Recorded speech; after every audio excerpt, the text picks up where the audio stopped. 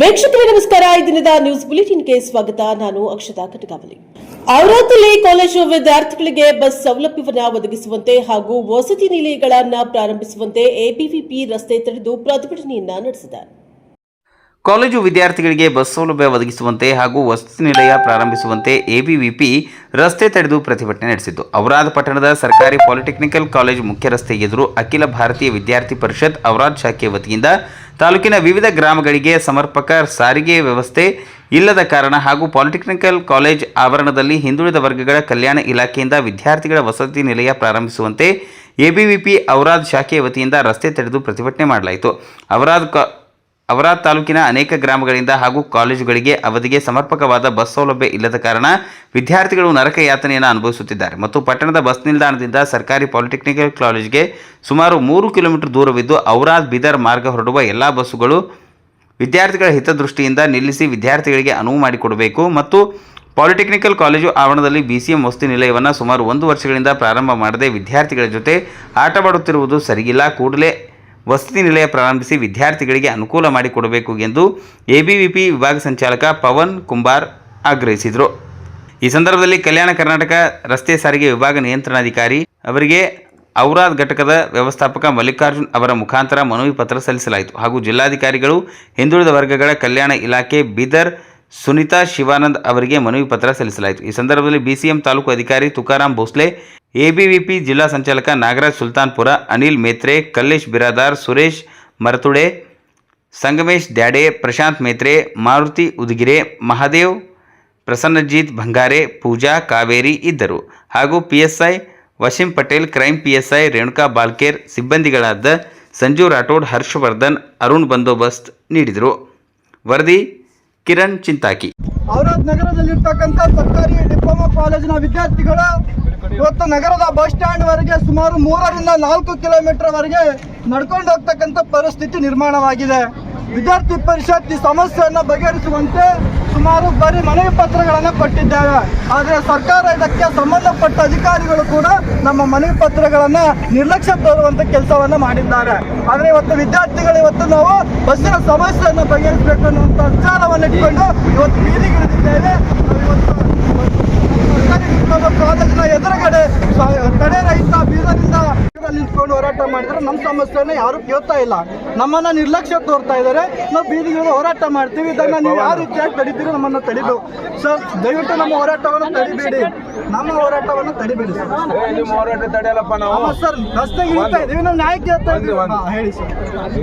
ನಿಮ್ಮ ಹೋರಾಟ ಶನಿವಾರದಿಂದ ನಾವು ಫಾಲೋ ಮಾಡಿದ್ದೀವಿ. ಆಲ್ರೆಡಿ ಸಂಬಂಧಪಟ್ಟ ನಾವು ಆಲ್ರೆಡಿ ಕರ್ತೀವಿ ಸರ್. ಬರ್ತಾರೆ ಗೈಡ್ಲೈನ್ಸ್ ಇದೆ. ಅದ್ರ ಪ್ರಕಾರ ಹೈವೇ ಬಂದ್ ಮಾಡಬಾರ್ದು. ನಿಮ್ಮ ಸ್ಟ್ರೈಕಿಗೆ ನಾವು ಯಾವ ರೀತಿ ಗಲಾಟೆ ಮಾಡ್ತಾ ಇಲ್ಲ. ನಾವು ಅತ್ಯಂತ ಶಾಂತ ರೀತಿನೇ ಬಂದೋಬಸ್ತ್ ಮಾಡ್ತೀವಿ. ಅಥವಾ ನಿಮಗೆ ಒಂದು ಒಳ್ಳೆ ಬಂದೋಬಸ್ತ್ ಕೊಡ್ತೀವಿ. ನೀವು ಆರಾಮ್ಸೆ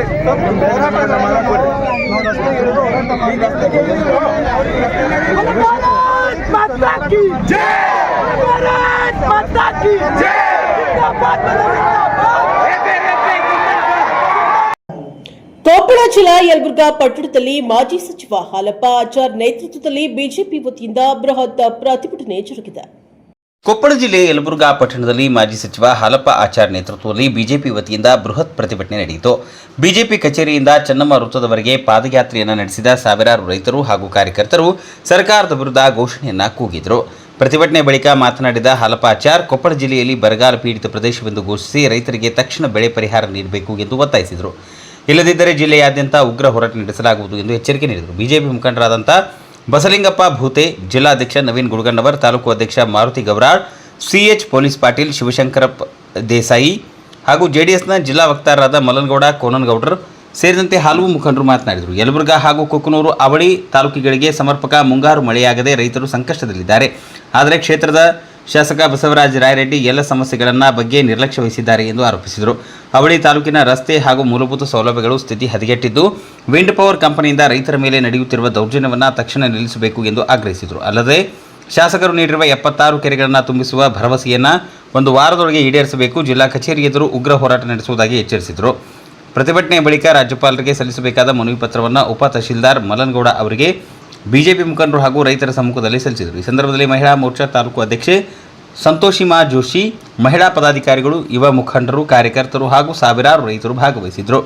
ಇಷ್ಟೊಂದು ಬರ ಮುಂಗಾರಿ ಬಿತ್ತನೆ ಆಗ್ಯದ, 60 ದಿನ ಮಳೆ ಆಗಲಿಲ್ಲ. ಎಲ್ಲ ಬಿತ್ತಿದಂತ ಪೀಕುಗಳು ಹಾಳಾಗಿ ಹೋದವು. ಆದ್ರೆ ಅದನ್ನ ವೀಕ್ಷಣೆಯನ್ನು ಮಾಡಬೇಕು ಅನ್ನೋ ನ್ಯಾಯ ಆಡಳಿತ ಮಾಡ್ತಕ್ಕಂಥ ಈ ಯಾರಿಗೂ ಬರಲಿಲ್ಲ. ಇವತ್ತು ಬರವನ್ನ ಇವತ್ತು ಘೋಷಣೆ ಮಾಡಬೇಕಾಗಿದ್ರೆ ಮೊದಲು ವೀಕ್ಷಣೆಯನ್ನ ಮಾಡಬೇಕು. ವೀಕ್ಷಣೆಯ ವರದಿಯ ನಂತರ ಇವತ್ತು ಬರಗಾಲ ಅಂತೇಳಿ ಘೋಷಣೆ ಮಾಡೋದು ಇದು ಪದ್ಧತಿ. ಆದ್ರೆ ಸರ್ಕಾರ ಇವತ್ತು ಆ ಕಡೆ ಲಕ್ಷ್ಯ ವಹಿಸಿಲ್ಲ.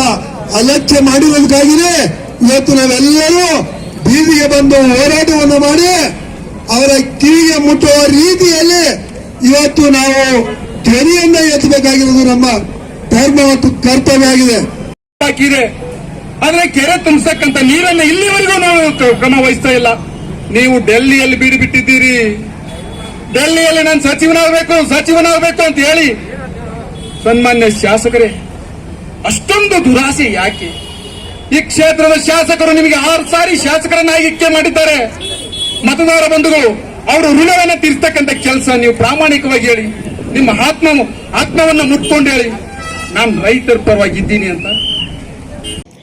ಮೈಸೂರಿನಲ್ಲಿ ಮಧ್ಯಾಹ್ನದ ಊಟಕ್ಕೆ ತೆರಳಿದ್ದ ಎಸಿ ಕಾವ್ಯ ರಾಣಿ ಮನೆಯಲ್ಲಿ ಹಣ ನೀಡ್ತಾ ಇದ್ದಂತೆ ಮನೆ ಮೇಲೆ ದಾಳಿ ನಡೆಸಿದ ಡಿವೈಎಸ್ಪಿ ಪಿ ಶೈಲೇಂದ್ರ. ಲೋಕಾಯುಕ್ತ ದಾಳಿ. ಲೋಕಾಯುಕ್ತ ಡಿವೈಎಸ್ಪಿ ಪಿ ಶೈಲೇಂದ್ರ ನೇತೃತ್ವದಲ್ಲಿ ದಾಳಿ. ಬೆಂಗಳೂರು ಮೂಲದ ಡಾಕ್ಟರ್ ರೂಪಾರಿಂದ ಲೋಕಾಯುಕ್ತಕ್ಕೆ ದೂರು. 10 ಲಕ್ಷಕ್ಕೆ ಬೇಡಿಕೆ ಮುಂಗಡ 5 ಲಕ್ಷ ರೂಪಾಯಿ ನೀಡಿದರು. ಇಂದು ಮಧ್ಯಾಹ್ನ 5.50 ಲಕ್ಷ ರು ನೀಡುವ ವೇಳೆ ಲೋಕಾ ಟ್ರ್ಯಾಪ್ ಎಸಿ ಕಚೇರಿ ಗುಮಾಸ್ತ ಶಿವಕುಮಾರ್ಗೆ ಹಣ ನೀಡಿದ್ದ ದೂರುದಾರರು ಮಧ್ಯಾಹ್ನ ಊಟಕ್ಕೆ ತೆರಳಿದ್ದ ಎಸಿ ಕಾವ್ಯರಾಣಿಯವರ ಮನೆಯಲ್ಲಿ ಹಣ ನೀಡುತ್ತಿದ್ದರಂತೆ ಮನೆಯ ಮೇಲೆ ದಿಢೀರ್ ದಾಳಿ ನಡೆಸಿದ ಲೋಕಾಯುಕ್ತ ಡಿವೈಎಸ್ಪಿ ಶೈಲೇಂದ್ರ ನೇತೃತ್ವದ ತಂಡ. 3 ಜೀಪ್ಗಳಲ್ಲಿ ಬಂದಿದ್ದ ಲೋಕಾಯುಕ್ತ ಪೊಲೀಸರು ಎಚ್ಡಿ ಕೋಟೆ ತಾಲೂಕಿನಲ್ಲಿ 4.5 ಎಕರೆ ಜಮೀನಿದೆ. ನ್ಯಾಯಾಲಯದ ಆದೇಶ ಮಾಡಿದ್ದರೂ ಕಂದಾಯ ಮೇಲ್ಮನವಿ ಇತ್ಯರ್ಥಪಡಿಸಲು ಲಂಚಕ್ಕೆ ಬೇಡಿಕೆ ಇಟ್ಟಿದ್ದರು. ಇಡೀ ಎಸಿ ಕಚೇರಿ ಜಾಲಾಡುತ್ತಿರುವ ಲೋಕಾ ಪೊಲೀಸರು ಕಾರ್ಯಾಚರಣೆ ನಡೆದಿದೆ. ಉಪವಿಭಾಗಾಧಿಕಾರಿ ನ್ಯಾಯಾಲಯದಲ್ಲಿ 1 ವರ್ಷದ ಹಿಂದೆ ಎಚ್ಡಿ ಕೋಟೆ ತಾಲೂಕಿನ ಸರ್ವೆ ನಂಬರ್ 17/26 4 ಎಕರೆ 20 ಗುಂಟೆ ಜಮೀನು ಸಂಬಂಧಿಸಿದ ಪ್ರಕರಣ ವಿಚಾರ ನಡೆಯುತ್ತಿತ್ತು. ಇದಕ್ಕೆ ಸಂಬಂಧಿಸಿದಂತೆ ಬೆಂಗಳೂರು ನಿವಾಸಿ ಡಾಕ್ಟರ್ ರೂಪಾ ಅವರ ಬಳಿ ಉಪವಿಭಾಗಾಧಿಕಾರಿ 10.50 ಲಕ್ಷಕ್ಕೆ ಬೇಡಿಕೆ ಇಟ್ಟಿದ್ದರು. ಈ ಪೈಕಿ ಮೊದಲ ಕಂತಾಗಿ 5 ಲಕ್ಷ ರೂಪಾಯಿ ತೆಗೆದುಕೊಂಡಿದ್ದರು. ಎರಡನೇ ಕಂತು 5.50 ಲಕ್ಷ ಹಣವನ್ನು ಕೊಡುವಾಗ ಲೋಕಾಯುಕ್ತ ಪೊಲೀಸರು ದಾಳಿ ನಡೆಸಿದ್ದಾರೆ. ಉಪವಿಭಾಗಾಧಿಕಾರಿಯು ಹಣವನ್ನು ಮನೆಯಲ್ಲಿ ಪಡೆಯುವಾಗ ಸಿಕ್ಕಿಬಿದ್ದಿದ್ದಾರೆ. ಕಾವ್ಯರಾಣಿ ಅವರನ್ನು ವಶಕ್ಕೆ ಪಡೆಯಲಾಗಿದೆ ಎಂದು ಲೋಕಾಯುಕ್ತ ಡಿವೈಎಸ್ಪಿ ಶೈಲೇಂದ್ರ ಮಾಹಿತಿ ನೀಡಿದರು. ವರದಿ ಮಸೀಂ ಶರೀಫ್. ಧಾರವಾಡದಲ್ಲಿ ಕೃಷಿ ವಿವಿ ವಿದ್ಯಾರ್ಥಿಗಳ ಆಕ್ರೋಶ 21ನೇ ದಿನಕ್ಕೆ ಕಾಲಿಟ್ಟಿದೆ. ಕೃಷಿ ಅಧಿಕಾರಿ ಹುದ್ದೆಗೆ ಬೇರೆ ಬೇರೆ ಪದವಿ ಪಡೆದ ವಿದ್ಯಾರ್ಥಿಗಳಿಗೆ ಅವಕಾಶ ನೀಡಿರುವುದನ್ನು ಖಂಡಿಸಿ ಹಾಗೂ ಈ ನಿರ್ಧಾರ ಹಿಂದಕ್ಕೆ ಪಡೆಯುವಂತೆ ಆಗ್ರಹಿಸಿ ಧಾರವಾಡದ ಕೃಷಿ ವಿವಿಯಲ್ಲಿ ವಿದ್ಯಾರ್ಥಿಗಳು ನಡೆಸುತ್ತಿರುವ ಹೋರಾಟ 21ನೇ ದಿನಕ್ಕೆ ಕಾಲಿಟ್ಟಿದ್ದು, ವಿದ್ಯಾರ್ಥಿಗಳು ಈಗ ಉಪವಾಸ ಸತ್ಯಾಗ್ರಹವನ್ನು ಆರಂಭಿಸಿದ್ದಾರೆ. ಧಾರವಾಡದ ಕೃಷಿ ವಿವಿ ಪ್ರವೇಶ ದ್ವಾರ ಸೇರಿ ಆಡಳಿತ ಭವನ ಮುಂಭಾಗದಲ್ಲಿ ಕೃಷಿ ವಿವಿ ವಿದ್ಯಾರ್ಥಿಗಳ ಆಕ್ರೋಶ ಮುಂದುವರೆದಿದ್ದು, ಹೋರಾಟ ಆರಂಭವಾಗಿ ಇಂದಿಗೆ 21 ದಿನವಾಗಿದೆ. ಆರಂಭದಲ್ಲಿ ಪ್ರತಿಭಟನಾ ಧರಣಿಗೆ ಸೀಮಿತವಾಗಿದ್ದ ವಿದ್ಯಾರ್ಥಿಗಳು ಈಗ ಉಪವಾಸ ಸತ್ಯಾಗ್ರಹವನ್ನು ಕೈಗೊಂಡಿದ್ದಾರೆ. ರಾಜ್ಯ ಸರ್ಕಾರದ ವಿರುದ್ಧ ಹಾಗೂ ಕೃಷಿ ಇಲಾಖೆ ಅಧಿಕಾರಿಗಳ ವಿರುದ್ಧ ವಿದ್ಯಾರ್ಥಿಗಳು ಧಿಕ್ಕಾರ ಕೂಗಿ ತಮ್ಮ ಆಕ್ರೋಶವನ್ನು ಹೊರಹಾಕಿದ್ದಾರೆ. ಜೊತೆಗೆ ಉಪವಾಸವನ್ನು ಕೈಗೊಂಡಿದ್ದ ಓರ್ವ ವಿದ್ಯಾರ್ಥಿನಿ ಮುಂಜಾನೆ ಉಪಹಾರ ಸೇವನೆ ಮಾಡದ ಹಿನ್ನೆಲೆಯಲ್ಲಿ ಅಸ್ವಸ್ಥಗೊಂಡಿದ್ದು, ವೈದ್ಯರು ವಿದ್ಯಾರ್ಥಿನಿಯ ಆರೋಗ್ಯ ತಪಾಸಣೆಯನ್ನು ಮಾಡಿದರು. ಈ ಕೂಡಲೇ ರಾಜ್ಯ ಸರ್ಕಾರ ಕೃಷಿ ಹುದ್ದೆ ನೇಮಕಾತಿಯಲ್ಲಿ ಬೇರೆ ಬೇರೆ ಪದವಿ ಪಡೆದವರಿಗೆ ನೀಡಿರುವ ಅವಕಾಶವನ್ನು ಕೈಬಿಡಬೇಕು, ಇಲ್ಲವಾದಲ್ಲಿ ನಮ್ಮ ಹೋರಾಟ ತೀವ್ರಗೊಳಿಸುವುದಾಗಿ ಎಚ್ಚರಿಕೆ ಸಂದೇಶವನ್ನು ನೀಡಿದ್ದಾರೆ. Bureau report Santosh Medara, Dharwad. ಇದ್ದಾಗ ಒಂದು 2 ಅವರ್ಸ್ ಸಾಂಕೇತಿಕವಾಗಿ ನೀವು ಎಲ್ಲ ಗೇಟ್ಗಳನ್ನ ಕ್ಲೋಸ್ ಮಾಡಿಬಿಟ್ಟು ಯಾವುದೇ ಅಧಿಕಾರಿ ವರ್ಗದವರಿಗೆ ಬಿಟ್ಟಿರಲಿಲ್ಲ. ಈ ದಿನ ನಾವು ಸಹ ನಿಮಗೆ ಕೇಳ್ಕೊಂಡ್ವಿ, ನಾವು ಸಹ ಒಂದು ಚರ್ಚೆ ಮಾಡಬೇಕು, ಎಲ್ಲ ಆಡಳಿತ ವರ್ಗದವರು ಸಹ ಅದೇ ರೀತಿಯಲ್ಲಿ ನಾವು ಸೆಕ್ರೆಟರಿಗೆ ಲೆಟರ್ ಕಳಿಸ್ಲಿಕ್ಕೆ ರೆಡಿ ಮಾಡಬೇಕು ಅಂತ ನಾವು ಮಾತಾಡಿದ್ವಿ. ಪರಿಸ್ಥಿತಿ ನಿಮಗೂ ಗೊತ್ತಿದೆ. ಈಗ ತೀರ್ಮಾನ ತಗೊಳ್ಳೋಕ್ಕೆ 1 ದಿವಸ 2 ದಿವಸದಲ್ಲಿ ಆಗ್ಲಿಕ್ಕಿಲ್ಲ. ನಾವು ಈಗ ಅದು ನಮ್ಮ ಹತ್ರ ಬರುವಂತ ಚರ್ಚೆ ಇಲ್ಲ. ಹುಬ್ಬಳ್ಳಿಯಲ್ಲಿ ಡಿಕೆ ಸಚಿವ ಸಂಪುಟ ವಿಸ್ತರಣೆಯಲ್ಲಿ ಲಾಡ್ಗೆ 3ನೇ ಬಾರಿಗೆ ಲಕ್, ಅಬ್ಬಯ್ಯಗೆ ಕಹಿಯಾದ ಸಂಪುಟ. ಸಿಎಂ ಡಿಕೆ ಸಚಿವ ಸಂಪುಟ ವಿಸ್ತರಣೆಯಲ್ಲಿ ಲಾಡ್ಗೆ 3ನೇ ಬಾರಿಗೆ ಲಕ್, ಅಬ್ಬಯ್ಯಗೆ ಕಹಿಯಾದ ಸಂಪುಟ. ಸಿಎಂ ಬದಲಾವಣೆ ಬಳಿಕ ಡಿಕೆಶಿ ಸಿಎಂ ಗದ್ದುಗೆ ಏರಿದ ಮೇಲೆ ಪೂರ್ಣ ಪ್ರಮಾಣದ ಸಚಿವ ಸಂಪುಟ ಕೊನೆಗೂ ವಿಸ್ತರಣೆಗೊಂಡಿದ್ದು, ಧಾರವಾಡ ಜಿಲ್ಲೆಯಲ್ಲಿ ಸಂತೋಷ್ ಲಾಡ್ ಅವರಿಗೆ ಮಂತ್ರಿಗಿರಿ ಲಕ್ ಕೈ ಹಿಡಿದರೆ ಮಿನಿಸ್ಟರ್ ರೇಸ್ನಲ್ಲಿದ್ದ ಪ್ರಸಾದ್ ಅಬ್ಬಯ್ಯ ಅವರಿಗೆ ಸಂಪುಟ ವಿಸ್ತರಣೆ ಕಹಿ ನೀಡಿದೆ. ಜಿಲ್ಲೆಯಲ್ಲಿ ಒಂದು ಕಡೆ ಸಂಭ್ರಮ, ಇನ್ನೊಂದು ಕಡೆ ಆಕ್ರೋಶದ ಕಿಚ್ಚು ಹೊತ್ತೊಡಗಿದೆ. ಹೌದು, ಧಾರವಾಡ ಜಿಲ್ಲೆಯಲ್ಲಿ ಸಿಎಂ ಡಿಕೆಶಿ ಸಂಪುಟ ಸೇರಲು ಹುಬ್ಬಳ್ಳಿಯ ಪೂರ್ವ ವಿಧಾನಸಭಾ ಕ್ಷೇತ್ರದ ಸತತವಾಗಿ 3ನೇ ಬಾರಿಗೆ ಆಯ್ಕೆಯಾಗಿದ್ದ ಪ್ರಸಾದ್ ಅಬ್ಬಯ್ಯ ಅವರಿಗೆ ಮಂತ್ರಿಗಿರಿ ರೇಸ್ನಲ್ಲಿದ್ದರು.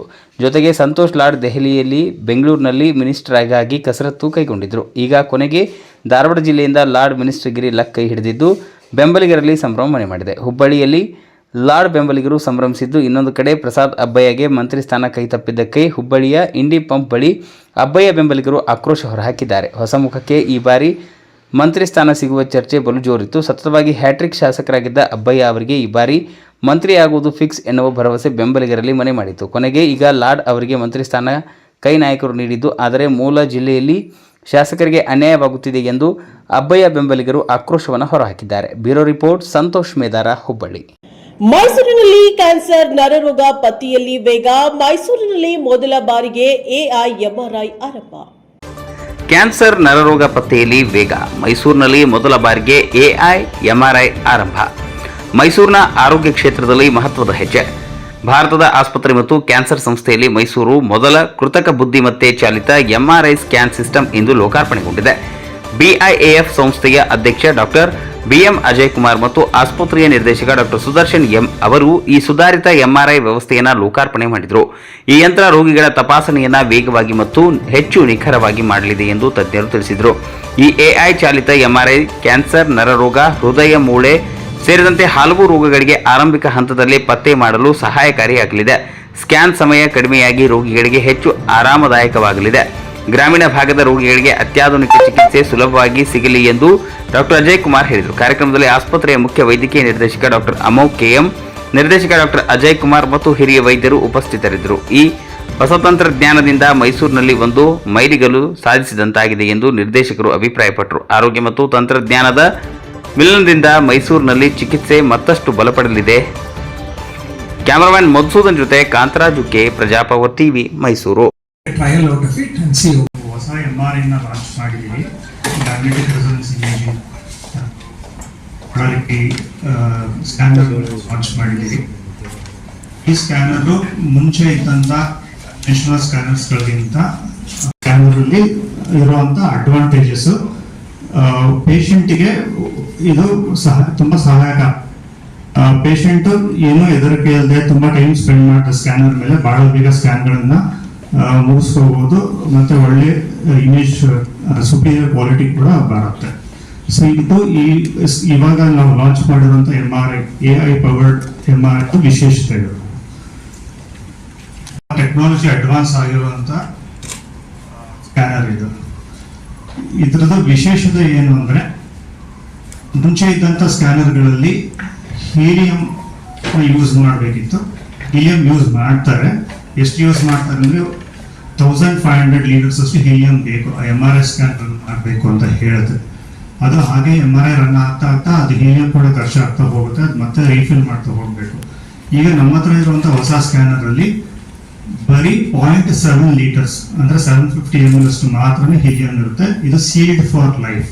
ಮತ್ತೆ ಹೀಲಿಯಂನ ನಾವು ಫಿಲ್ ಮಾಡುವಂಗೆ ಇಲ್ಲ. ಮತ್ತೆ ಈ ಸ್ಕ್ಯಾನರ್ ಎಐ ಪವರ್ಡ್ ಅಂದ್ರೆ ಆರ್ಟಿಫಿಷಿಯಲ್ ಇಂಟೆಲಿಜೆನ್ಸ್ ಪವರ್ಡ್ ಸ್ಕ್ಯಾನರ್ ಇದು. ಇದರಲ್ಲಿ ಡೀಪ್ ರಿಸಾಲ್ವ್ ಮತ್ತೆ ಮೈ ಅಸಿಸ್ಟ್ ಅಂತ ಒಂದು ಟೆಕ್ನಾಲಜಿ ಇದೆ. ಇವುಗಳ ಸಹಾಯದಿಂದ ನಾವು ಸ್ಕ್ಯಾನಿಂಗ್ ತುಂಬಾ ಫಾಸ್ಟ್ ಆಗಿ ಮಾಡಬಹುದು. ಮುಂಚೆ 20 ನಿಮಿಷಕ್ಕೆ ಬೇಕಾಗಿರುವಂತ ಸ್ಕ್ಯಾನಿಗೆ ಬೇಕಾಗಿರುವಂತ 20 ನಿಮಿಷ ಸ್ಕ್ಯಾನ್ ಈಗ 5 ನಿಮಿಷಕ್ಕೆಲ್ಲ ಸ್ಕ್ಯಾನ್ ಅನ್ನು ಮುಗಿಸಬಹುದು ನಾವು. ಇದ್ರ ಜೊತೆಗೆ ಇಮೇಜ್ ಕ್ಲಾರಿಟಿ ಕೂಡ ತುಂಬಾ ಸುಪೀರಿಯರ್ ಆಗಿದೆ ಹಳೆ ಸ್ಕ್ಯಾನರ್ಗಳಿಗೆ ಕಂಪೇರ್ ಮಾಡ್ಕೊಂಡ್ರೆ. ಮತ್ತೆ ಈಗ ನಾವು ಯೂಸ್ ಮಾಡುವಂತ ಕಾಯಿಲ್ಸ್ಗಳು ಕೂಡ, ಮುಂಚೆ ಕಾಯಿಲ್ಸ್ ಅಂದ್ರೆ ತುಂಬಾ ಹೆವಿ ಇರುತ್ತೆ ಹಳೆ ಸ್ಕ್ಯಾನರ್ಗಳಲ್ಲಿ. ಅದು ಕಾಯಿಲ್ ಫಿಕ್ಸ್ ಆದಾಗ ಪೇಷಂಟ್ಗೆ ತೊಂದರೆ ಆಗುವ ಸಾಧ್ಯತೆಗಳು ಉಂಟು. ಈಗ ಬ್ಲಾಂಕೆಟ್ ತರ ಇರುತ್ತೆ ಈ ಕಾಯಿಲ್ಸ್ಗಳೆಲ್ಲ. ಅದೇ ಕಾಯಿಲ್ನ ಎಷ್ಟೊಂದು ಸ್ಟಡೀಸ್ಗಳಿಗೆ ಅದೇ ತರದ ಯೂಸ್ ಮಾಡ್ಬೋದು. ಪೇಷಂಟ್ಗೆ ಕಂಫರ್ಟಬಲ್ ಆಗಿ ಇರುತ್ತೆ. ಮತ್ತೆ this scanner is eco friendly. ಅಂದ್ರೆ ಹಳೆ ಕನ್ವೆನ್ಷನಲ್ ಸ್ಕ್ಯಾನರ್ಸ್ಗಳಿಗೆ ಕಂಪೇರ್ ಮಾಡಿದ್ರೆ 30ರಿಂದ 40% ಅಷ್ಟು ಎನರ್ಜಿ ಕನ್ಸಮ್ ಕಡಿಮೆ ಆಗುತ್ತೆ. ಈ orthopaedic is content very friendly, machine friendly, no problem. ಟೆಸ್ಟಿಂಗ್ಗೆ ಅಕ್ವೈರ್ ಮಾಡೋದೆಲ್ಲ ನೀವು ನೋಡ್ತಲೇ ಇದ್ದೀವಿ. ಈ ಸತಿ ಕೂಡ ಅದೇ ಥರ ನಮ್ಗೆ ಹೆಮ್ಮೆ ಆಗುವಂಥದ್ದು MRI ಒಂದು ಹೊಸದಾಗಿ ತಗೊಂಡಿದ್ದೀವಿ. Very proud to announce this MRI AI powered new MRI. So ಅದ್ರ ಬಗ್ಗೆ ನಮ್ಮ ಅಜಯ್ ಕುಮಾರ್ ಸರ್ ಆಮೇಲೆ doctor Amogh is our chief radiologist, doctor Manohar is also radiologist. ತುಂಬಾ ಆಮೇಲೆ ಡಾಕ್ಟರ್ಸ್ ನರ್ಸಸ್ ನೋಡ್ಕೋತಾರೆ. ನಾನು ಹೇಳ್ತೀನಿ, ಐ ಮೀನ್ ನನ್ನ ಮಗಳು ಆಂಕಾಲಜಿಸ್ಟ್ಗೆ ನಾವೆಲ್ಲ ಚಿಕ್ಕವರಾಗಿದ್ದಾಗ ಎಷ್ಟು ದಿನ ನಾವು ಕಾಯ್ತಾ ಇದ್ವಿ, ಬರ್ತಾರ ಅವ್ರು ಪೇಷಂಟ್ ನೋಡ್ಕೊಂತಾ ಇದ್ದಾರೆ. ಇದು ನಾವು ಒಂದೊಂದ್ಸತಿ ಏನ್ ಅನ್ಕೋತೀವಿ, ನಾವು ನೋಡಲ್ಲ ನರ್ಸಸ್ ಡಾಕ್ಟರ್ಸ್ ಎಲ್ಲ ಏನ್ ಮಾಡ್ತಾ ಇದ್ದಾರೆ, ಅವ್ರು ಎಷ್ಟು ಅವ್ರ ಫ್ಯಾಮಿಲೀಸ್ ಎಲ್ಲ ಬಿಟ್ಬಿಟ್ಟು ಪೇಷಂಟ್ಸ್ ನೋಡ್ಕೊಂತಾ ಇದ್ದಾರೆ.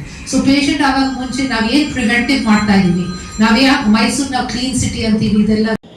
ಚಿತ್ರದುರ್ಗದಲ್ಲಿ ಶಾಸಕ ಎನ್ವೈ ಗೋಪಾಲಕೃಷ್ಣನವರಿಗೆ ಕೈತಪ್ಪಿದ ಸಚಿವ ಸ್ಥಾನ. ಸರ್ಕಾರ ಹೈಕಮಾಂಡ್ ನಡೆಗೆ ಎನ್ವೈ ಅಭಿಮಾನಿಗಳ ಆಕ್ರೋಶ.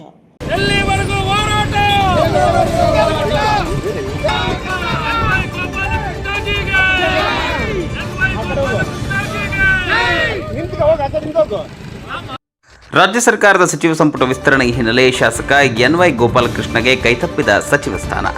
7 ಬಾರಿ ಶಾಸಕರಾಗಿರುವ ಎನ್ವೈ ಗೋಪಾಲಕೃಷ್ಣ ಸರ್ಕಾರ ಹೈಕಮಾಂಡ್ ನಡೆಗೆ ಎನ್ವೈ ಅಭಿಮಾನಿಗಳ ಆಕ್ರೋಶ. ಮೊಳಕಾಲ್ಮೂರು ಪಟ್ಟಣದಲ್ಲಿ ಟೈರ್ಗೆ ಬೆಂಕಿ ಹಚ್ಚಿ ಪ್ರತಿಭಟನೆ. ಎನ್ವೈ ಗೋಪಾಲಕೃಷ್ಣ ಅಭಿಮಾನಿಗಳಿಂದ ಪ್ರತಿಭಟನೆ. ಶಾಸಕ ಎನ್ವೈ ಗೋಪಾಲಕೃಷ್ಣಗೆ ಸಚಿವ ಸ್ಥಾನ ಕೊಡುವಂತೆ ಆಗ್ರಹ. ವರದಿ ಹರೀಶ್, ಚಿತ್ರದುರ್ಗ.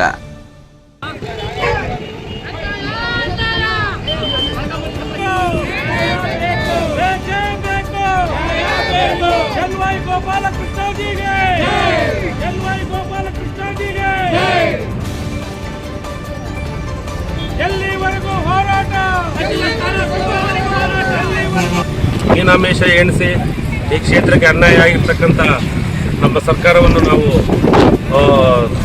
ಈ ರೀತಿ ಟೀಕೆ ಮಾಡೋಕ್ಕೆ ಒಂದು ಪ್ರತಿಭಟನಾತ್ಮಕ ರಸ್ತೆಯಲ್ಲಿ ನಾವು ನಡೆಸಿದ್ದೀವಿ.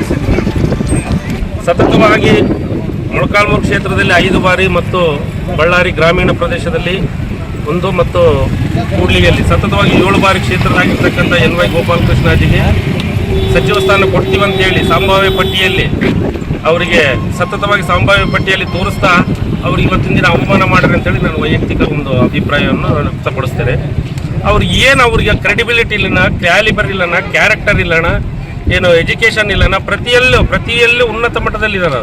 ಆದರೂ ಅವ್ರನ್ನ ಶೋಷಣೆ ಮಾಡ್ತಕ್ಕಂಥದಕ್ಕೆ ನಾವು ಸರ್ಕಾರ ಅವ್ರನ್ನ ಅವ್ರು ಏನಕ್ಕೆ ಶೋಷಣೆ ಮಾಡ್ತಾ ಇದ್ದೀರಾ ನೀವು, ಅದಕ್ಕೆ ನಮಗೆ ಕ್ಲಿಯಾರಿಟಿ ಬೇಕು. ನಮಗೆ ಅದು ಕ್ಲಿಯಾರಿಟಿ ಅವ್ರನ್ನ ಯಾಕೆ ಕೀಳುಮಟ್ಟದಲ್ಲಿ ನೋಡ್ತೀರಿ? ಈಗ ಜೂನಿಯರ್ಸ್ನಲ್ಲೇ ಸಚಿವ ಸ್ಥಾನ ಮಾಡಿದಿರಿ.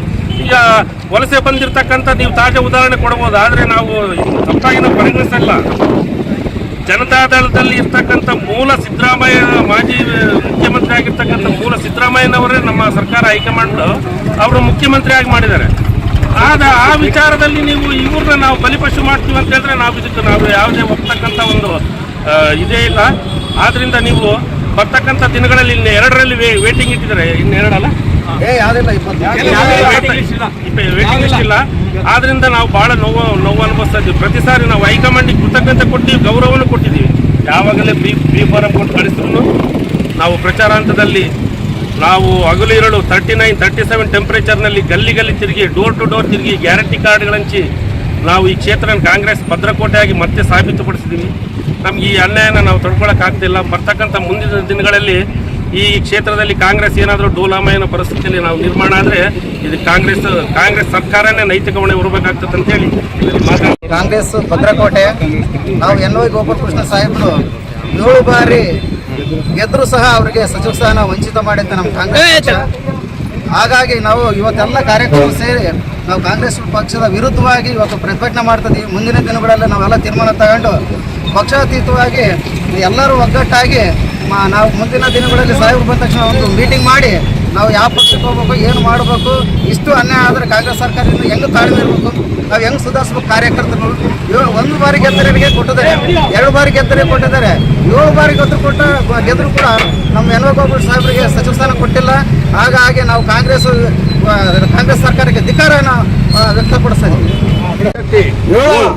7ನೇ ಸರ್ತಿ ಬಳ್ಳಾರಿ ಡಿಸ್ಟಿಕ್ನಿಂದ ಕಲ್ತ್ರೆ 7 ಸರ್ತಿ ಗೆದ್ದರೂ ಸಚಿವ ಸ್ಥಾನ ನಮ್ಮ ಕಾಂಗ್ರೆಸ್ ಧಿಕ್ಕಾರ ಮಾಡಿದೆ. ನಮ್ಮ ಕಾಂಗ್ರೆಸ್ ಪಾರ್ಟಿ ಮುಂದೆ ಇಲ್ಲಿ ಬರುವುದು ಬಹಳ ತೊಂದರೆ ಆಗುತ್ತೆ.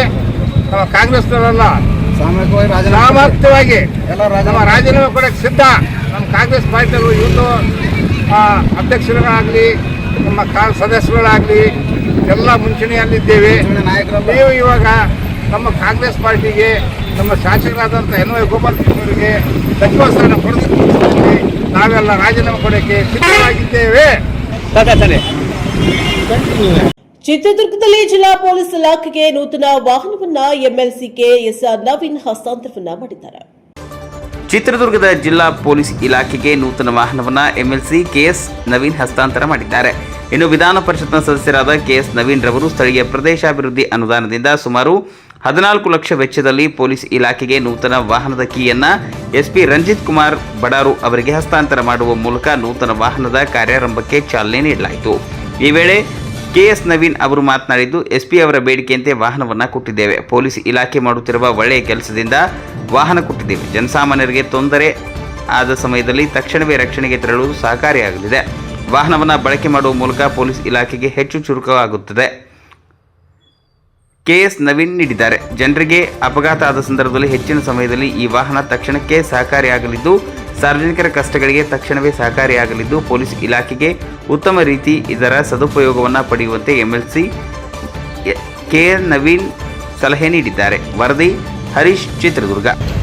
ಚಿತ್ರದುರ್ಗ ಜಿಲ್ಲೆಯ ಪೊಲೀಸ್ ವರಿಷ್ಠಾಧಿಕಾರಿಗಳಾದಂಥ ರಂಜಿತ್ ಬಂಡಾರು ಸರ್ ಅವರ ಕೋರಿಕೆ ಮೇರೆಗೆ ನಾನು ನನ್ನ ವಿಧಾನ ಪರಿಷತ್ತಿನ ಸ್ಥಳೀಯ ಶಾಸಕರ ಪ್ರದೇಶ ಕೊಡುವಂಥ ಒಂದು ಕಾರ್ಯಕ್ರಮ, ನಾನು ವಿಶೇಷವಾಗಿ ನಮ್ಮ SP ಅವರಿಗೆ ಈ ಒಂದು ವಾಹನದ ಅವಶ್ಯಕತೆ ಇದೆ ಅಂತೇಳಿ ನನಗೆ ಕಳೆದ 2-3 ತಿಂಗಳಿಂದ ಮನವರಿಕೆ ಮಾಡಿಕೊಟ್ಟು, ಮತ್ತು ನೀವು ನಿಮ್ಮ ಅನುದಾನದಲ್ಲಿ ನಮಗೊಂದು ವಾಹನವನ್ನು ಕೊಡಿಸಿ ಅಂತ ಹೇಳಿ ಕೇಳಿದ್ದಕ್ಕೋಸ್ಕರ ನಾನು ನನ್ನ ಅನುದಾನದಲ್ಲಿ ಸುಮಾರು 14 ಲಕ್ಷ ರೂಪಾಯಿಯಷ್ಟು ಬೆಲೆ ಬಾಳುವ ಈ ಒಂದು ಜೀಪನ್ನು ಇವತ್ತು ನಾವು ಪೊಲೀಸ್ ಇಲಾಖೆಗೆ ಹಸ್ತಾಂತರವನ್ನು ಮಾಡ್ತಾ ಇದ್ದೇವೆ. ಸುಸಜ್ಜಿತವಾಗಿರುವಂಥ ಒಂದು ಮಹೇಂದ್ರ ಕಂಪನಿಯ ಹೊಸ ಮಾಡೆಲಿನ ಜೀಪು ಇದಾಗಿದೆ. ನಾನು ವೈಯಕ್ತಿಕವಾಗಿ ಹೇಳೋವಂಥದ್ದಾದರೆ, ಇದು ನಮ್ಮ SP ಅವರ ಕಾರಣಕ್ಕೋಸ್ಕರ ನಾನು ಪೊಲೀಸ್ ಇಲಾಖೆ ಕೊಡ್ತಾ ಇರೋದು. ನಿಮ್ಮ ಪ್ರಯತ್ನ, ನಿಮ್ಮ ಎಲ್ಲ ನಾನು ನಿಮ್ಮ 2 ವರ್ಷದಿಂದ ನೀವು ಮಾಡ್ತಾ ಇರೋಂಥ ಕೆಲಸ ಮತ್ತು ನಿಮ್ಮ ಪೊಲೀಸ್ ಇಲಾಖೆ ಮಾಡ್ತಾ ಇರೋವಂಥ ಒಳ್ಳೆ ಕೆಲಸಕ್ಕೆ ವಿಶೇಷವಾಗಿ ಈ ವಾಹನವನ್ನು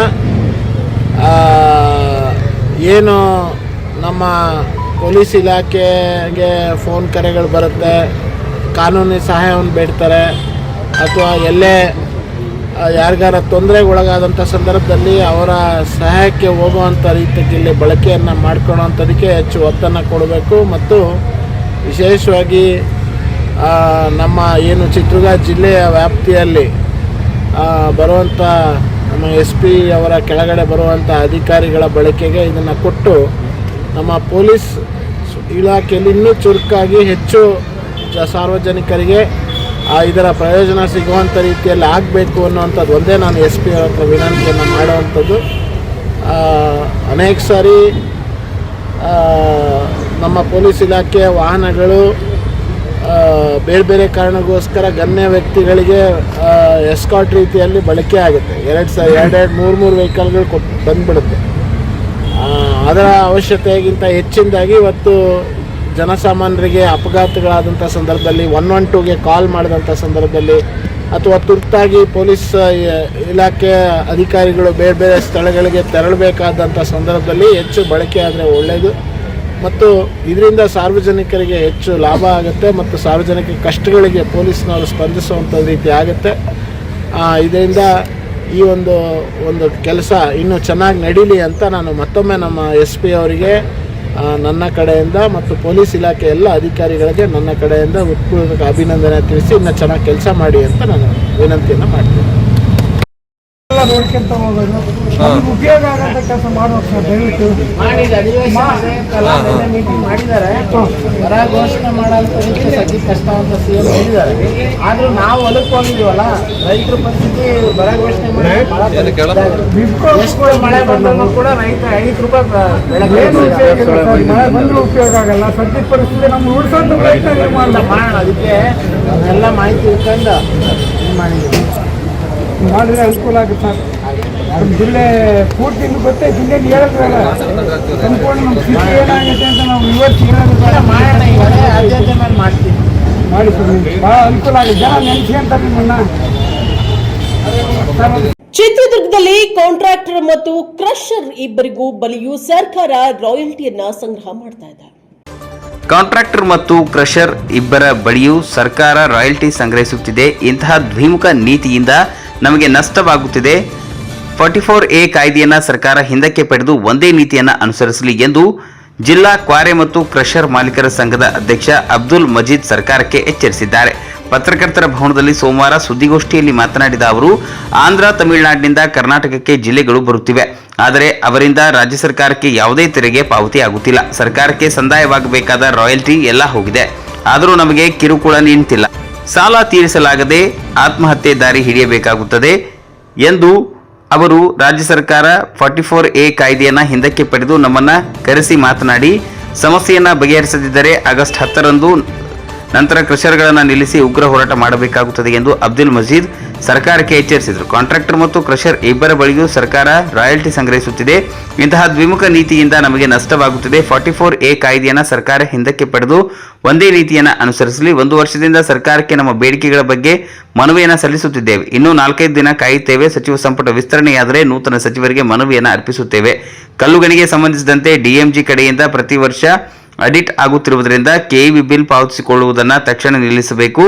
GST ರೂಲ್ಸ್ ಪ್ರಕಾರ 50,000 ರು ಒಳಗಡೆ GST ಬಿಲ್ ಇದ್ದರೆ ಇ-ವೇ ಬಿಲ್ ಅವಶ್ಯಕತೆ ಇರುವುದಿಲ್ಲ ಎಂದು ಕಾನೂನು ಹೇಳುತ್ತದೆ. ಆದರೆ DMG ಇಲಾಖೆಯವರು ನಮ್ಮ ಸರಕು ಸಾಗಾಣಿಕೆ ಮಾಡುವ ಬಿಲ್ನಲ್ಲಿ ಮೊತ್ತ 2,000 ರುಗಳಿಂದ 15,000 ರು ಒಳಗಡೆ ಇರುತ್ತದೆ. ಹೀಗಿರುವಾಗ ವೇ ಬಿಲ್ ಅಗತ್ಯವಿಲ್ಲ. ಆದ್ದರಿಂದ ವೇ ಬಿಲ್ ಪದ್ಧತಿಯನ್ನು ರದ್ದುಪಡಿಸುವಂತೆ ಸರ್ಕಾರಕ್ಕೆ ಒತ್ತಾಯಿಸಿದರು. ಸುರೇಶ್ ಬಾಬು ಮಾತನಾಡಿ, ಹೊರ ರಾಜ್ಯದಿಂದ ಬರುವ ಜಲ್ಲಿಗೆ ನಮ್ಮ ರಾಜ್ಯ ಸರ್ಕಾರ ತೆರಿಗೆ ವಸೂಲಿ ಮಾಡುತ್ತಿಲ್ಲ. ನಮ್ಮ ಉದ್ದಿಮೆ ಮೇಲೆ ಸರ್ಕಾರ ಇಲ್ಲ ಸಲ್ಲದ ಕಾನೂನುಗಳನ್ನು ಜಾರಿಗೊಳಿಸಿ ಕಲ್ಲು ಗಣಿ ಮತ್ತು ಸ್ಟೋನ್ ಕ್ರಷರ್ಗಳಿಗೆ ದಂಡ ವಿಧಿಸುತ್ತಿರುವುದನ್ನು ತಕ್ಷಣವೇ ನಿಲ್ಲಿಸಬೇಕು. ಕಾನೂನು ಬಾಹಿರವಾಗಿ ಕಲ್ಲು ಗಣಿಗಾರಿಕೆ ಮಾಡುತ್ತಿಲ್ಲ. ಕಾನೂನುಬದ್ಧವಾಗಿ MDP GST ಮುಖಾಂತರ ಸರಕು ಪಡೆದು ಕ್ರಷಿಂಗ್ ಮಾಡಿ ಸಾಗಾಣಿಕೆ ಮಾಡುತ್ತಿದ್ದೇವೆ ಎಂದು ತಿಳಿಸಿದರು. ವರದಿ ಹರೀಶ್, ಚಿತ್ರದುರ್ಗ. ಸದಸ್ಯರಾಗಿ ಡಿ ಸಿ ಸುರೇಶ್ ಬಾಬು ಅಂತ ನಮ್ಮ ಜಿಲ್ಲಾ ಕ್ರಷರ್ ಮತ್ತು ಕ್ವಾರೆ ಮಾಲೀಕ ಸಂಘದ ಅಧ್ಯಕ್ಷರಂತ ಮಾಜಿ ದಂಡರು ಬಂದಿದ್ದಾರೆ. ಅವರು ಕೂಡ ಸ್ವಾಗತ ಕೊಡ್ತಾ ಇದ್ದೀನಿ. ಮತ್ತು ನಡೆದಿರ್ತಕ್ಕಂಥ ಎಲ್ಲ ನಮ್ಮ ಉದ್ಯೋಗದ ಪತ್ರಿಕಾ ಮಾಧ್ಯಮದವರೆಗೂ ಸ್ವಾಗತ ಕೋರ್ತಾ 861 ಕ್ರಷರ್ಗಳಿದ್ದಾವೆ. ಸುಮಾರು 10 ಲಕ್ಷವಿನ ಪ್ರಶ್ನೆ. ಕಾರಣ ಇಷ್ಟೇ, ಜಲ್ಲಿಕಲ್ಲು ಅನ್ನೋದು ಅವಶ್ಯಕ. ಇದನ್ನ ನಂಬಿ ಸರ್ಕಾರಕ್ಕೆ 1000 ಕೋಟಿ ರಾಜಧನ ಬಂದ್ರು ಸಹ ನಮ್ಮ ಕರ್ನಾಟಕ ರಾಜ್ಯ ಸರ್ಕಾರ ನಿಮಗೆ ಏನ್ ಬೇಕಾದ್ರೂ ಕೊಡ್ತೀವಿ, ಭೂಮಿ ಫ್ರೀ ಕೊಡ್ತೀವಿ, ಕರೆಂಟ್ ಫ್ರೀ ಕೊಡ್ತೀವಿ, ನೀರು ಫ್ರೀ ಕೊಡ್ತೀವಿ ಅಂತ ಇಲ್ಲಿ ಬದುಕ್ತಕ್ಕ ನಮ್ಮ ಸಂಘದ ಸದಸ್ಯರಾದಂತಹ ಮತ್ತು ಕ್ರಷರ್ ಮಾಲೀಕರಾದಂತಹ ಸುರೇಶ್ ಬಾಬು ಅವರೇ, ಹಾಗೆ ವೇದಿಕೆ ಮೇಲೆ ಇರುವಂತಹ ಕ್ರಷರ್ ಗ್ರಾಮ ಪಂಚಾಯತಿ ಅಧ್ಯಕ್ಷರಾದಂತಹ ನಿರಂಜನ್ ಅವರೇ, ನಮ್ಮ ಅಶೋಕಣ್ಣ ಅವರೇ, ಮಲ್ಲಿಕಾರ್ಜುನ್, ಭಾರಿ ಒಂದು 100% ಅಷ್ಟು ಕಷ್ಟಪಟ್ಟು ಅಲ್ಪ ಪ್ರಾಫಿಟ್ ಅಲ್ಲಿ ನಾವು ಸಾರ್ವಜನಿಕರಿಗೆ ಸಹಾಯ ಮಾಡ್ತಾ ಇದ್ದೀವಿ. ಈಗ ನಮ್ಮ ಉದ್ಯಮ ಇದೆಯಲ್ಲ, ಕಲ್ಲು, ಜಲ್ಲಿ, ಸ್ಯಾಂಡ್ ಇದೆಯಲ್ಲ, ಇದು ಎಸೆನ್ಷಿಯಲ್ ಕಮಾಡಿಟಿ, ಡೈಲಿ ಉಪಯೋಗಕ್ಕೆ ಬರೋ ಕಮಾಡಿಟಿ ಇದು. ಹಿಂಗೆ ರೋಟಿ ಕಪಡ ಮಕಾನ್ ಇದ್ದಂಗೆ, ರೋಟಿ ಇಲ್ದದ್ದು ಬದುಕಲ್ಲ, ಮಕಾನ್ ಇಲ್ದದ್ದು ಬದುಕಲ್ಲ.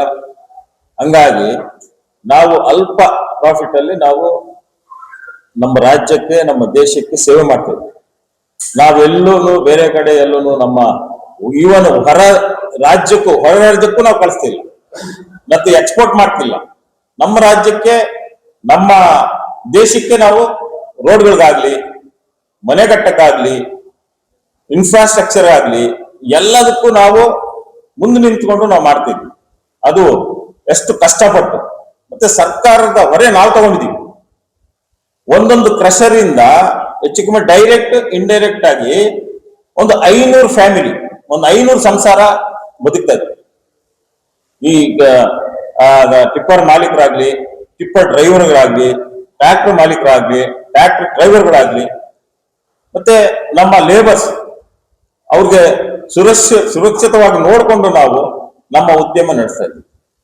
ಆದ್ರೂ ಸರ್ಕಾರ ನಮ್ಮ ಮೇಲೆ ಗದಪ್ರಹಾರ ಮಾಡ್ತಾ ಇದೆ. ಈಗ ವರ್ಷ ಗೌರ್ಮೆಂಟ್ ಅವರು ಅಂದ್ರೆ ಮೈನ್ಸೈಲ್ ಜಿಯಾಲಜಿಸ್ಟ್ಗಳು ಬಂದು ನಮ್ಮ ಕ್ವಾರೆಗೆ ಅಳತೆ ಮಾಡಿ ಅಸೆಸ್ಮೆಂಟ್ ಮಾಡಿ ಆಡಿಟ್ ಮಾಡ್ತಿದ್ರು ಎಲ್ಲ ವರ್ಷ ಗಟ್ಟಲೆ.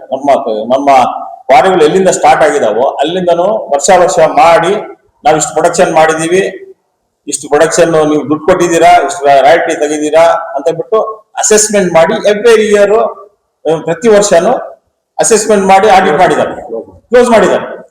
ಆದ್ರೂ ಈಗ ಸರ್ಕಾರ ಏನು ಮಾಡಿದೆ, 2006ರಿಂದ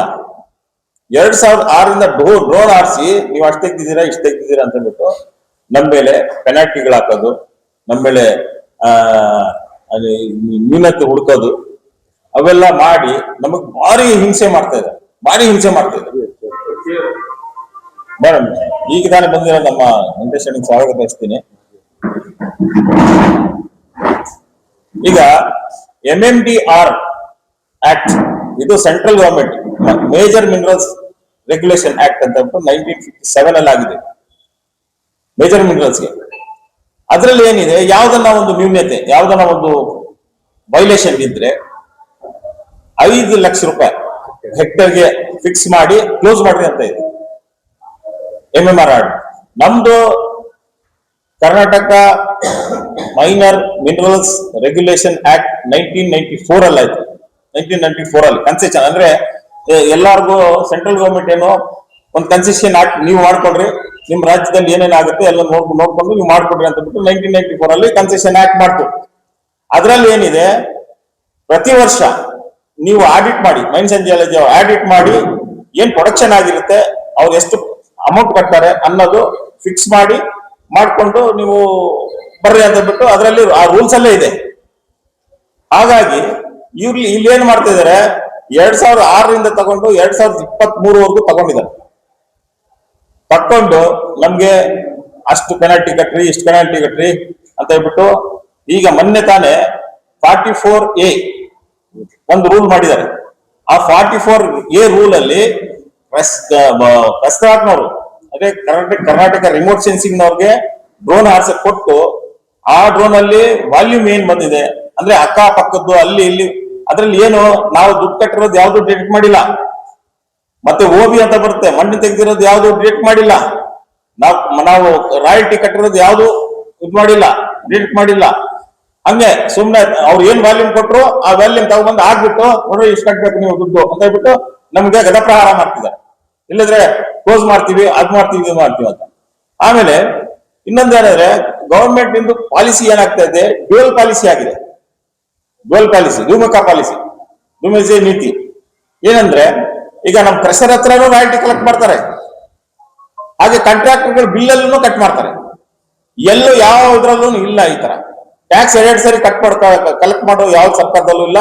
ಇದು ವಿರುದ್ಧವಾಗಿದೆ, ನಮ್ಮ ಇಲ್ಲಿಗಲ್ ಆಗಿದೆ. ಸರ್ಕಾರ ನೀತಿ ಏನ್ ಮಾಡಿದೆ, ಇಲ್ಲ ಕ್ರಷರ್ ಹತ್ರ ಕಲೆಕ್ಟ್ ಮಾಡ್ಲಿ, ಇಲ್ಲಿದ್ರೆ ಎಂಡ್ ಪಾಯಿಂಟ್ ಅಲ್ಲಿ ಎಂಡ್ ಯೂಸರ್ ಹತ್ರ ಕಲೆಕ್ಟ್ ಮಾಡ್ಲಿ. ಚಳ್ಳಕೆರೆ ತಾಲೂಕಿನಲ್ಲಿ ದಲಿತರ ಮೇಲೆ ಸಾಮಾಜಿಕ ಬಹಿಷ್ಕಾರವನ್ನ ಹಾಕಿ ದಲಿತರ ಮನೆಗಳಿಗೆ ನುಗ್ಗಿ ಹಲ್ಲೆ ಮಾಡಿರುವುದನ್ನು ಖಂಡಿಸಿ ಜಿಲ್ಲಾಧಿಕಾರಿಗಳಿಗೆ ಮನವಿಯನ್ನ ಸಲ್ಲಿಸಲಾಯಿತು.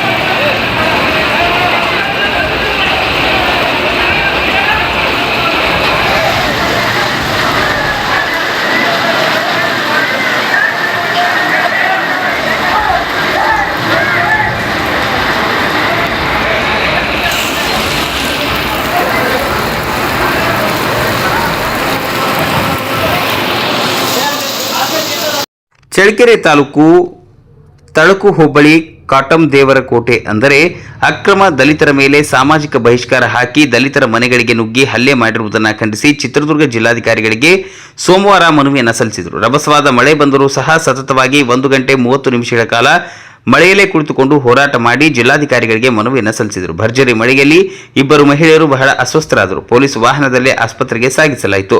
ಈ ಸಂದರ್ಭದಲ್ಲಿ ಕರ್ನಾಟಕದಲ್ಲಿ ಸಂಘರ್ಷ ಸಮಿತಿ ಪದಾಧಿಕಾರಿಗಳು Thimmappanahalli, T Manjanna, T Vijayakumar, Rudramuni, N Honnuru Swamy, P Venkatesh, G Ramanna, S Suresh, Balaraj, Renukapura Somashekar, Madiga Dyavaranahalli Thippeswamy, ಪರ್ಶಾಪ್ ಮಾಲಾ, ರೇಣುಕಾ, ಪರಶೋಕ್, ನೆಲಗತನಹಟ್ಟಿ ನಾಗರಾಜ್, ಇನ್ನು ಮಾದಿಗ ಸಮುದಾಯದ ಮುಖಂಡರು, ಮಹಿಳೆಯರು ಉಪಸ್ಥಿತರಿದ್ದರು.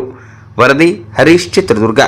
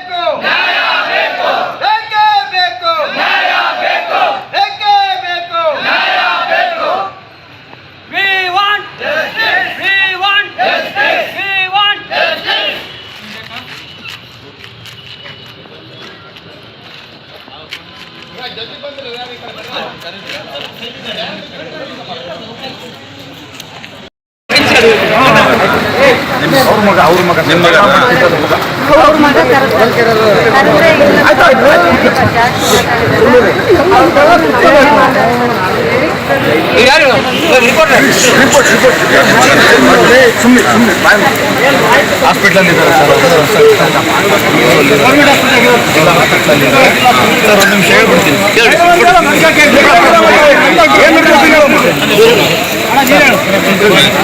ಅಲ್ಲಿ ಅದಾದ್ಮೇಲೆ ಇವರು ಅವ್ರ ಪಾಡಿಗೆ ಅವರು ಮಾತಾಡ್ತಾ ಇದ್ದಾರೆ. ಅವ್ರ ಮಗ ಬಂದು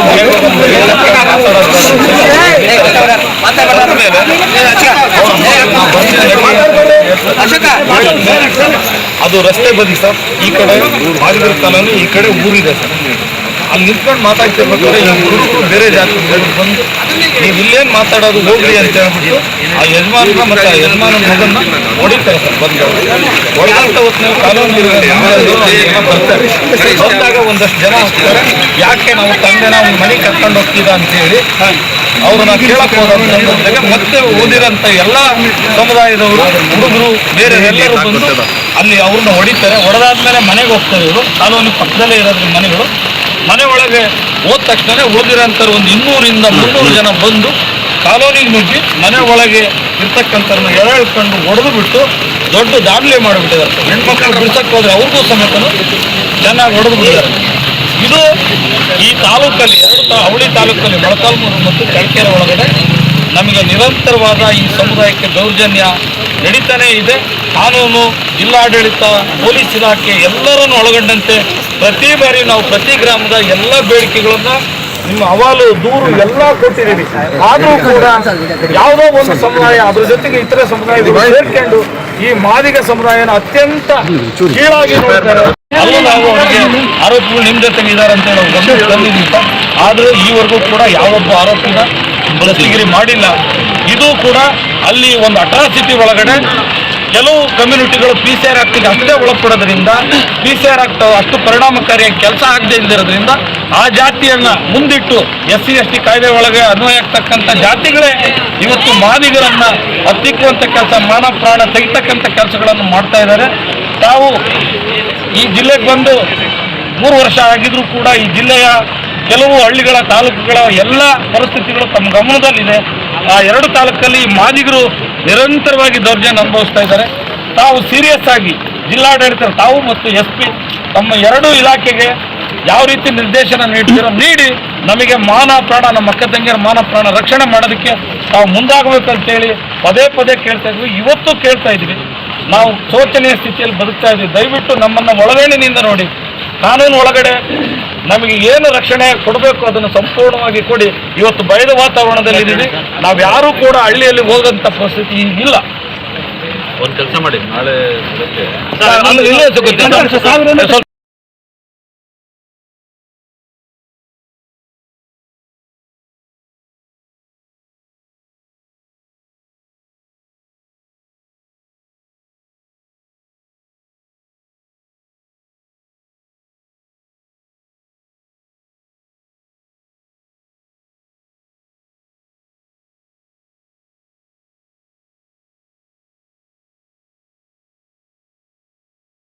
ಮೈಸೂರು ಮತ್ತು ಕೊಡಗಿನಲ್ಲಿ ಧಾರಾಕಾರ ಮಳೆ 100 ಅಡಿ ದಾಟಿದ ಕೆಆರ್ಎಸ್ 32,149 ಕ್ಯೂಸೆಕ್ಸ್ ನೀರು ಒಳಹರಿವಾಗಿದೆ.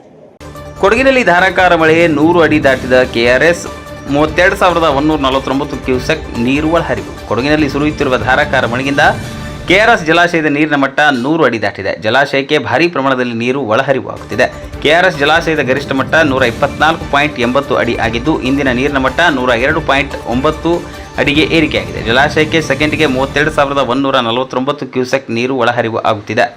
ಕೊಡಗಿನಲ್ಲಿ ಇದೇ ರೀತಿ ಮಳೆ ಮುಂದುವರೆದರೆ ಮುಂದಿನ ದಿನಗಳಲ್ಲಿ ಜಲಾಶಯ ಭರ್ತಿಯಾಗುವ ಸಾಧ್ಯತೆ ಇದೆ. ಕಾವೇರಿ ನದಿಗೆ ನೀರು ಹರಿವು ಹೆಚ್ಚಾಗಿದ್ದು ಡೆಲ್ಟಾ ಭಾಗದಲ್ಲಿ ರೈತರಲ್ಲಿ ಸಂತಸ ಮೂಡಿಸಿದೆ. ಅಧಿಕಾರಿಗಳ ಪ್ರಕಾರ ಜಲಾಶಯದ ಸುರಕ್ಷತೆಯ ದೃಷ್ಟಿಯಿಂದ ನಿರಂತರವಾಗಿ ಮಾನಿಟರಿಂಗ್ ಮಾಡಲಾಗುತ್ತಿದ್ದು ನದಿ ಪಾತ್ರ ಜನರಿಗೆ ಅಗತ್ಯ ಮುನ್ಸೂಚನೆಯನ್ನು ನೀಡಲಾಗಿದೆ. ಕೆಆರ್ಎಸ್ ನೀರಿನ ಮಟ್ಟ ಏರಿಕೆಯಿಂದ ರಾಜ್ಯಕ್ಕೆ ಉತ್ತಮ ಸುದ್ದಿ ಸಿಕ್ಕಂತಾಗಿದೆ. ಮುಂದಿನ ಅಪ್ಡೇಟ್ಗಳಿಗಾಗಿ ನೋಡ್ತಾ ಇರಿ ಪ್ರಜಾಪವರ್ ಟಿವಿ. ವರದಿ ಕಾಂತರಾಜು ಕೆ, ಮೈಸೂರು. ಇದಾಗಿತ್ತು ಇದರಿಂದ ನ್ಯೂಸ್ ಬುಲೆಟಿನ್. ನಿರಂತರ ಸುದ್ದಿಗಾಗಿ ನೋಡ್ತಾ ಇರಿ ಪ್ರಜಾಪವರ್. ಇದು ಜನಹಿತಕ್ಕಾಗಿ ಜಾರಿ.